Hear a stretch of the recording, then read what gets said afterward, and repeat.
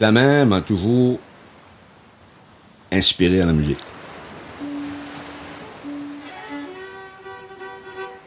J'étais passionné de la main, puis j'ai jamais pu arrêter d'aller sur la main ou de penser à la main.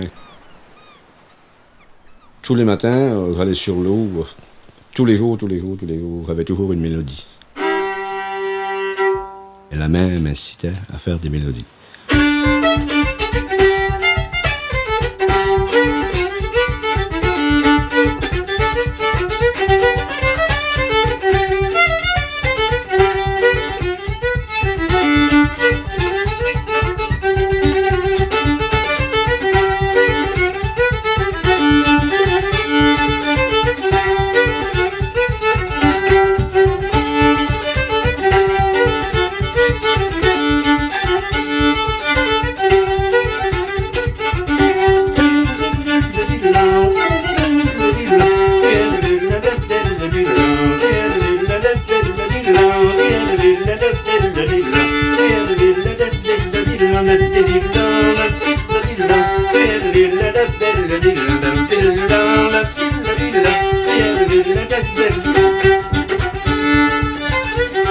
Ben, aux îles, le style de violon et la jouerie aussi, et on peut nous reconnaître autant que n'importe qui.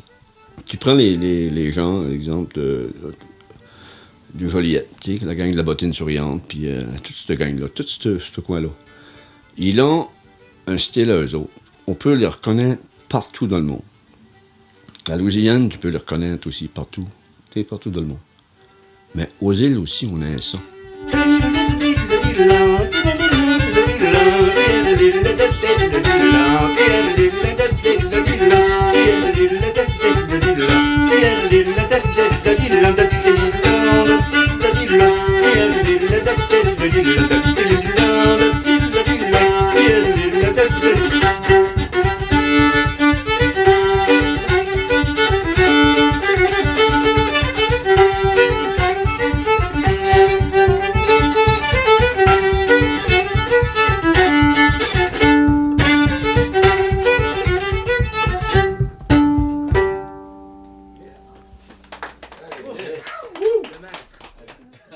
Aux îles, ce qui arrivait, c'est que les gens, il n'y avait pas de radio. Il y en avait, mais c'était des radios à batterie. Puis à un moment donné, puis ils écoutaient toujours les émissions de la Nouvelle-Écosse, Antigonish.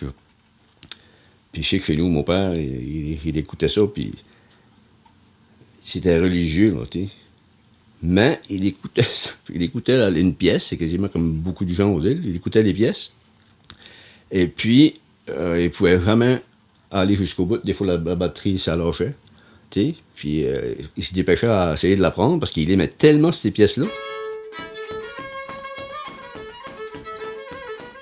Mais à la fin, il pouvait jamais pogner la fin de la pièce. Comme on disait aux îles, ils rabousinaient ça à leur manière pour pouvoir la finir. Ça fait que c'est devenu un petit peu le style des îles.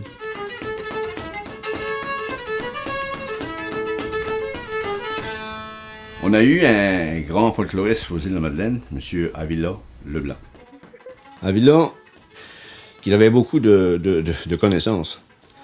Il venait à la Pointe-Loup, chez le grand-père à papa. Il venait avec Léo Bouc, puis le père Anselme.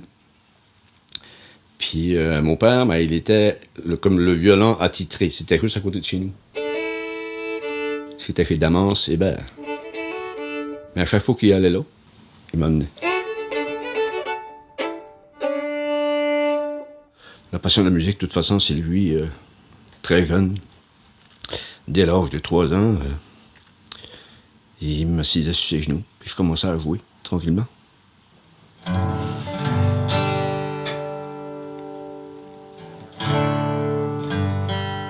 C'est lui qui m'a donné sa passion.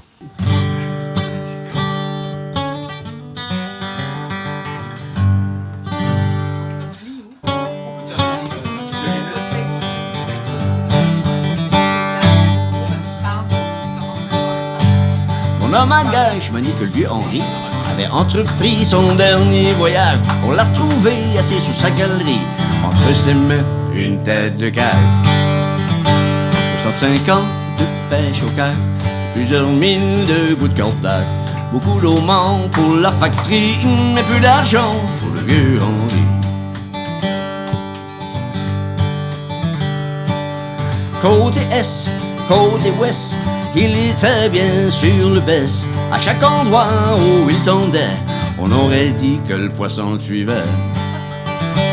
65 ans de pêche au cages, c'est plusieurs milles de bouts de cordage. Beaucoup d'eau manque pour la factory, mais peu d'argent pour le vieux Henri. Pas peur du diable, pas plus de la mort, rien ne l'empêchait d'aller en dehors. La seule tempête qui l'a coulé, c'est quand son fils a vendu le bot pour s'en aller. 65 ans de pêche au cages, c'est plusieurs milles de bouts de cordage. Beaucoup d'eau manque pour la factory, mais peu d'argent pour le vieux Henri. Le bon Saint-Pierre lui confiera une superbe goélette et lui demandera de nourrir, oui, de ses mains ceux de notre planète qui en a grand besoin. 65 ans de pêche au cages, c'est plusieurs milles de bouts de cordage. Beaucoup d'eau manque pour la factory, mais peu d'argent pour le vieux Henri. Pour toi l'homme que tu as été, le goût de la mer que tu nous as laissé, laisse-moi, oui, pour un instant, te faire entendre le cri du goéland. 65 ans de pêche au cages, c'est plusieurs milles de bouts de cordage. Beaucoup d'eau manque pour la factory, mais peu d'argent pour le vieux Henri. 65 ans de pêche au cages, c'est plusieurs milles de bouts de cordage. Beaucoup d'eau manque pour la factory, mais peu d'argent pour le vieux Henri.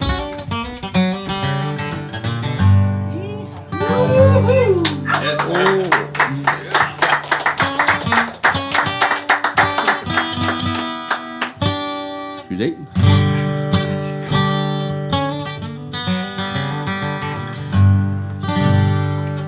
Oui, aïe. On laisse faire ça. Fais tout ça dans la pause. C'est fait, c'est déjà fait, tu le sais. Hein? C'est fait. T'es pas sérieux, toi? Mais twice. Mais si tu veux, on peut la faire. Non, mais la gang, c'est qu'elle le fun dans la gang.